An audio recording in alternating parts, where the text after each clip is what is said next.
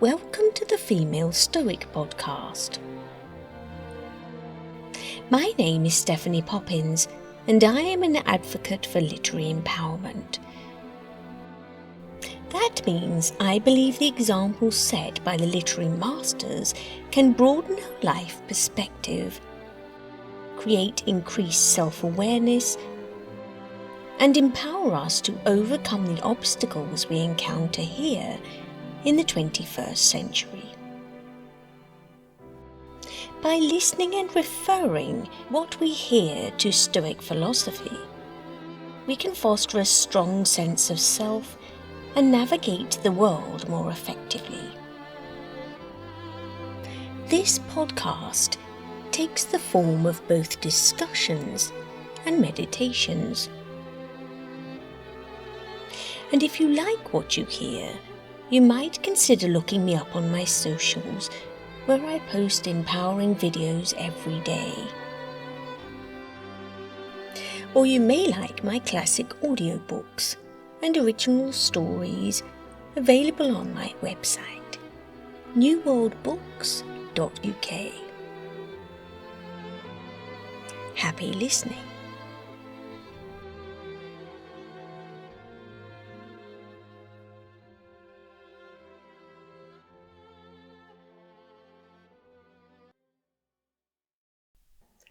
Welcome to today's episode of the Female Stoic Podcast, number 37. Today's theme is how to manage sentimentality as a Stoic. And we'll be looking at the difference between sentimentality and how to deal with challenging events pragmatically. Sentimentality and pragmatism represent opposing approaches to decision making, the difference between feeling idealistic and realistic. It's commonly assumed that sentimentality prioritizes emotional experiences, nostalgia and ideals, and pragmatism focuses on practical consequences, efficiency and what works in reality. And today we are looking at Beatrix Potter, and we are considering that actually you can combine the two, which she does in her many works.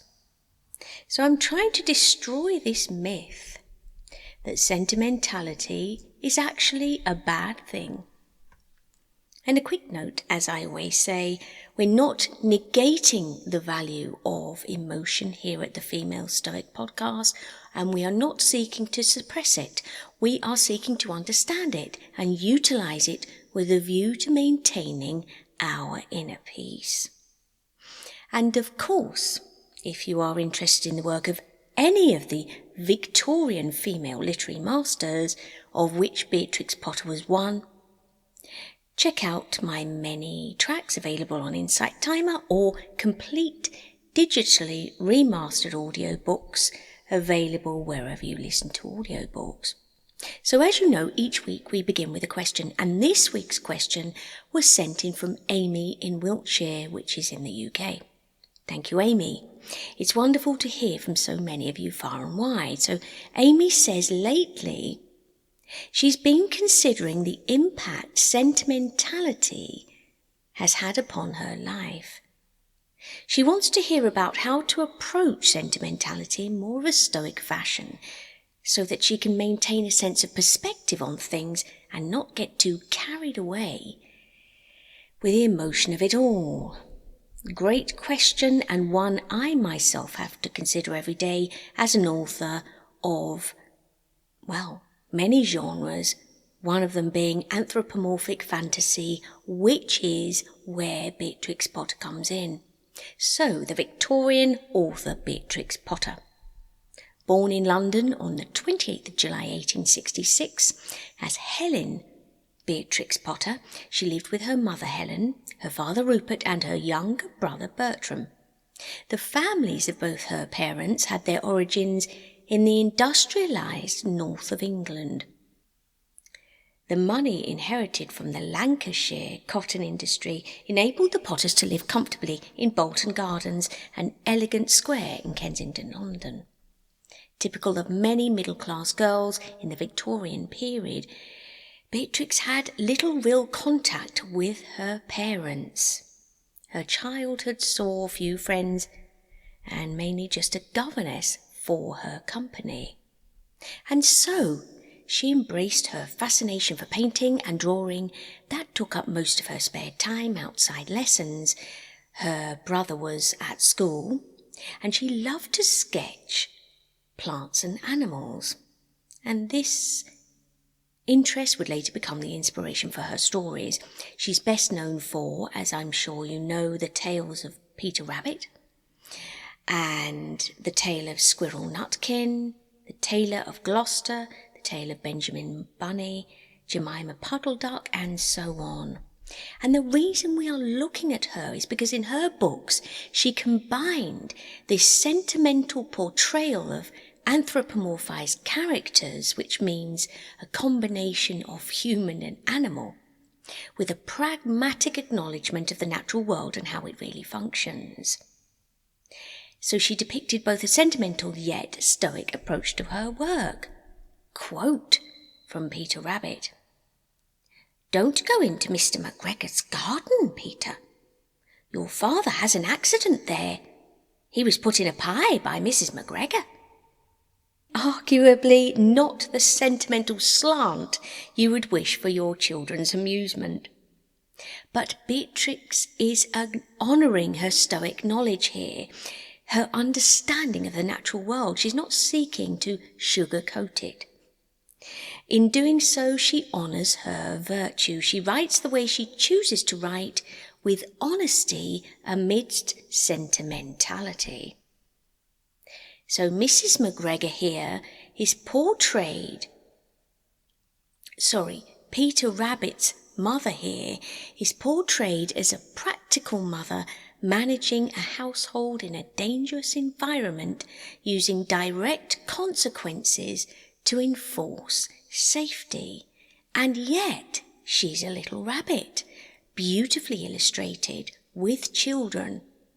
Pragmatically speaking, elements of realism here, but that are portrayed in a sentimental way. Let's have a look at Jemima Puddle Duck. Quote, "Jemima Puddle Duck was a simpleton. Not even the mention of sage and onions made her suspicious." So Jemima represents innocence exploited by cunning. Again, this is all about the natural world and Beatrix's observations of the natural world.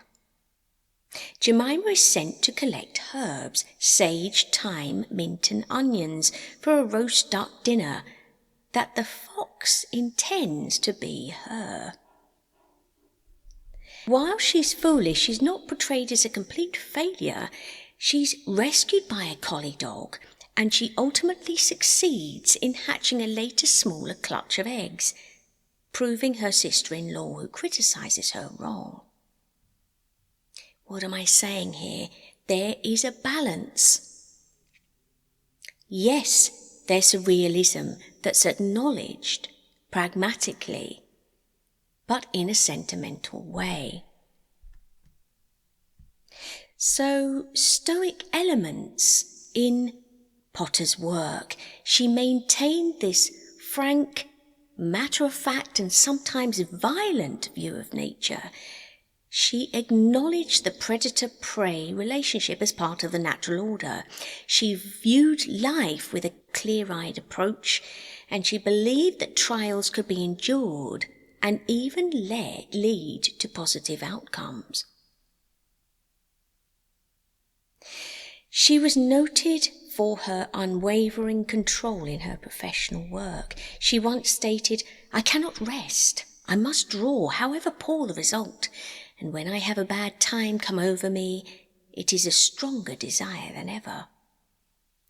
She showed little concern in her lifetime for public acclaim and was notoriously sceptical of excessive sentimentality, preferring the simple pleasure of work and nature.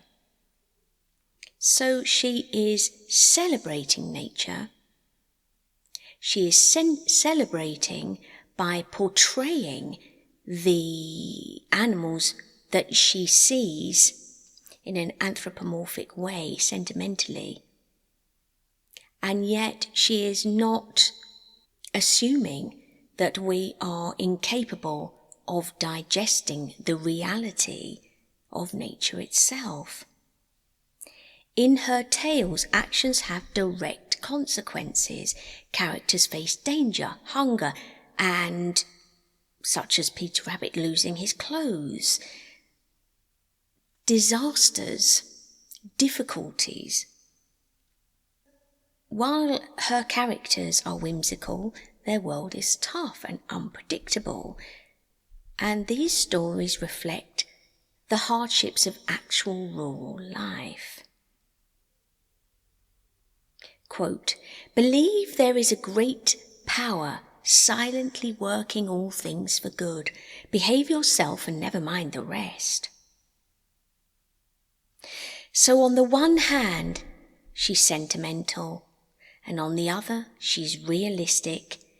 She speaks of the natural order of things, the hunter versus hunted. So what I'm saying is, she's not allowing sentimentality to master the narrative.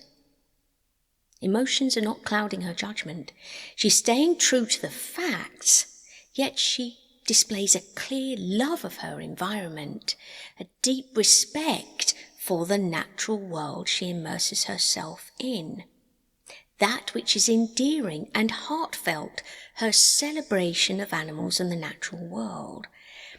So far from this soft, focused nostalgia, often associated with Beatrix Potter's brand, her books and work underline this famous quote, "Seasons when things go wrong just have to be lived through."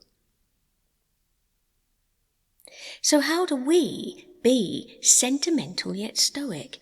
How do we allow ourselves to feel deep emotions, love, gratitude, sadness, without letting them control our actions or disrupt our inner peace? Well, distance is the key. Create a little distance between yourself and the nostalgia so it can exist in its rightful place, just outside of your inner citadel. Remember, the power is in the pause. The distance is where the control lies.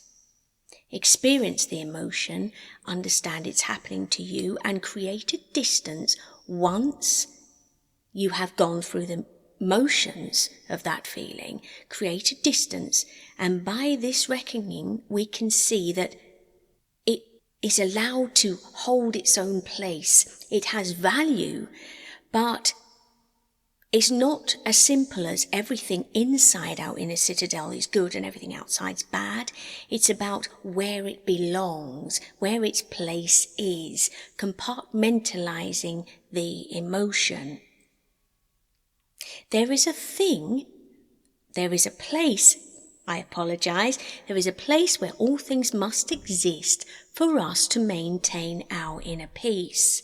The key here is understanding in which place each thing belongs. And inner peace is not the result, it's the cause. Paradoxically, if we come to difficulty from a place of inner peace, it will manifest itself as such. If we cling on to sentimentality from a place of lack, we will only then experience lack. If we come to sentimentality from a place of inner peace, we will experience inner peace. Sentimentality is a huge draw. It's nostalgic. It's telling us there were better times. This was the right way to be. Wasn't it great when? And as I say each week, it's a daily endeavour to move away from that. And of course we will fail. Regularly, we are human. But if we manifest inner peace, if we keep our inner citadel walls high, and if we maintain our sense of pragmatism, understanding that we are going to embrace sentimentality sometimes, We're watching a film, an old video, looking through photos, of course, but understanding that that sentimentality is not going to bring us inner peace. It stays outside of our inner citadel. We come to it through inner peace. We are already at peace. So we are not embracing it to give us peace. It exists outside of our inner citadel. A daily endeavour. A daily endeavour, and we will fail regularly. Once we come to accept that, we understand we have to keep building. And knowledge is the key. And of course, the Female Stoic Podcast, as well as your journal, your time in nature, your meditation, they're all contributing to this cachet of weapons that we have to fight our inner demise. It is war within ourselves every day. And if we come to that place, I am at peace, but I understand there are things attacking my inner citadel, then we are happy to be armed. So the key here is to see, going back to the question, sentimentality for what it is. It's an emotion and it's a beautiful experience,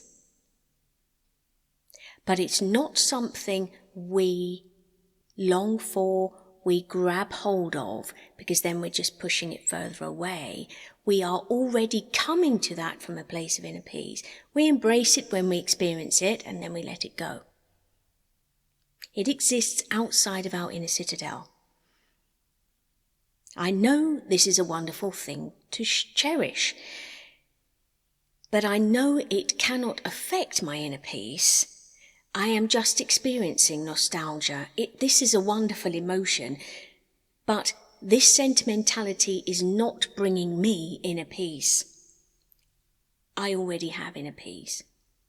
It exists outside of my inner citadel. And the walls of my inner citadel are high. And it must be noted at this point, unlike many of her Victorian contemporaries, Beatrix Potter was extremely privileged and had sufficient time and good fortune. There was no pressure on her to marry in order to have money, in order to have wealth. There was no pressure on her financially from externals. She had a lot of time and energy available in order for her to focus on her work and love of nature. So this is where her story differs from the other female Stoic masters we've looked at. She wanted for nothing materially. So you may argue, well, she could afford to be pragmatic. But what I'm saying is, we all have to work with what we have.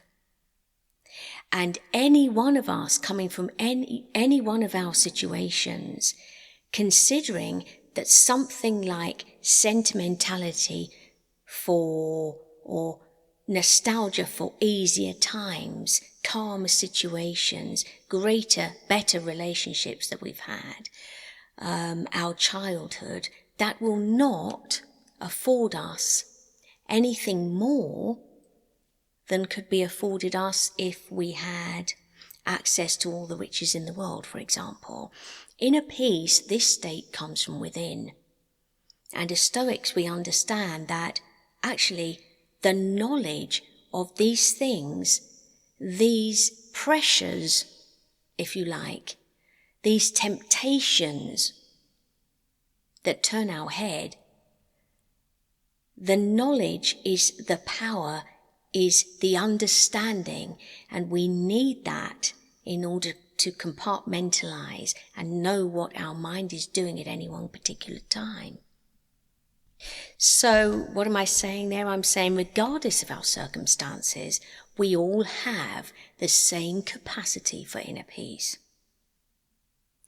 And Beatrix Potter, in spite of all of the luxury and wealth she was afforded, she did not become complacent. She utilized her time in the commitment to honoring her higher self. "I cannot rest, I must draw, however poor the result," she said, "and when I have a bad time come over me, it's a stronger desire than ever." The key here is to be who you would be regardless,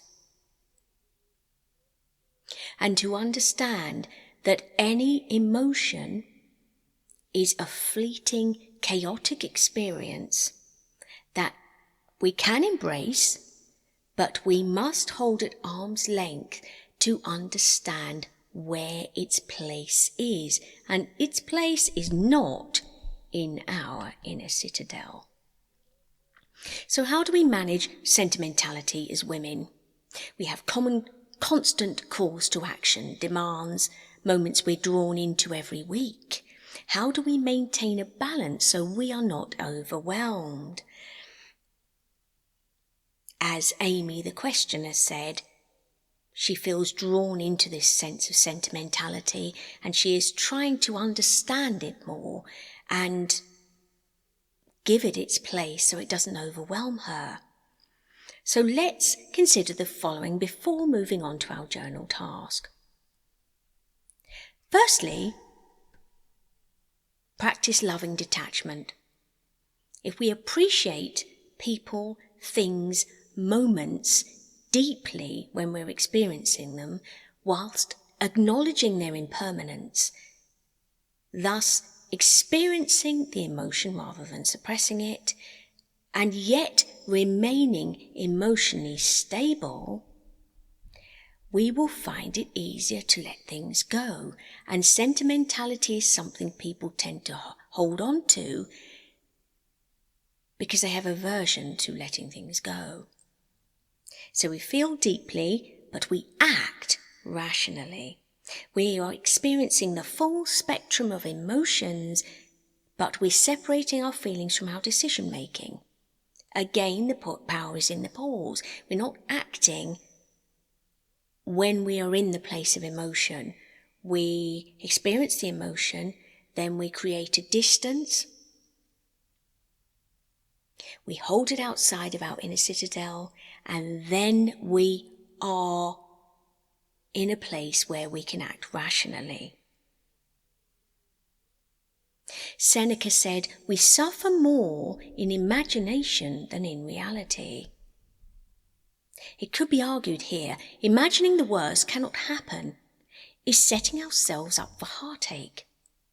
The worst can happen, but if we're armed enough with this resilience, this pragmatic approach to life, not, "Oh, but it used to be," but "How is it now?" we can develop this resilience through exposure to the idea. Going back to Beatrix Potter, she was placing Peter Rabbit in a situation where there was a threat. And yet somehow the story is still sentimental. There's a balance. She has an understanding, an acceptance. And in fact, she's not suggesting we imagine the worst cannot happen. She's telling us it can, and it did. And his father ended up in a pie. She's encouraging us here to appreciate loved ones deeply by acknowledging their mortality, cherishing moments without being destroyed by the fear of loss. They are still able to have a relationship. Their whole world, Peter Rabbit's world, is not overshadowed, but there is an understanding there. And this is the key. And of course this works for both ways, for good and bad moments. Okay, all moments are fleeting and we seek to embrace them as they occur. If it's a good moment, we embrace. If it's a bad moment, we understand that it will be over soon. Okay, so we're aiming to develop a stoic resilience to inevitable pain, and we understand there will be pain.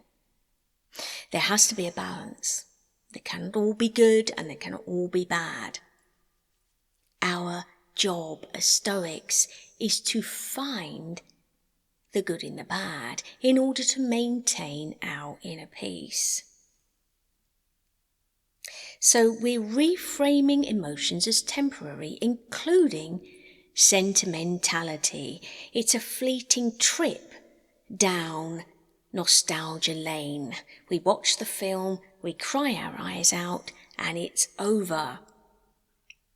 We are not going to hold on to that. We are going to fully experience it, embrace the emotion, accept the emotion, and it's done. When we're triggered, we take a pause. We understand we're going to feel all of this rush of emotion coming to us, and we let it happen. But we don't react as a result of that emotion. So it's all about timing, isn't it? We don't want to be in a state of undervaluing everything all the time to the point we don't actually enjoy anything. We want to really experience life in the moment and avoid having an attachment to something, just experiencing it as it is at that time. Journal task today. Sentimental thoughts often arise from our judgments, not the events themselves. This task in our journal forces us to strip away subjective emotion. So I want you to think of a recent situation where you felt overly sentimental, anxious, or dramatic, and briefly write down this narrative as you felt it. For example, they ruined my day by saying I was slow. It was unfair and I felt useless. So identifying the trigger, step 1, writing it down. And then I want you to strip away the story, rewrite the story, removing all the judgments, all the emotional narrative, and describe it as if you were a detached observer. For example, I was given feedback that I was slow, full stop. The person spoke for 2 minutes, full stop. My heart rate increased, full stop. As Marcus Aurelius says about judgments, is it a catastrophe or is it my judgment of it that is the catastrophe? Sentimentality means we look at moments through rose-tinted spectacles, and it can work both ways. We look at moments through darkened spectacles because they represent a fear, a threat. But when we break the moments down, as Beatrix Potter did, we understand that yes, it's terrible, Peter Rabbit no longer has a father. But pragmatically speaking, what does this mean for them now at this moment? We don't go into Mr. McGregor's garden. Thank you for coming, everybody, and I shall see you next Friday. Bye. Hey, Stephanie here. Thank you for listening to the Female Stoic Podcast. It is an honour, and I just want to say I really appreciate you being here. It's amazing the power of women in literature and the Stoic messages they have to share. Please, if you can, return the favour by spreading their words and sharing this podcast far and wide so more of us can benefit from their wisdom. And don't forget to leave a review if you like what you heard. See you next time.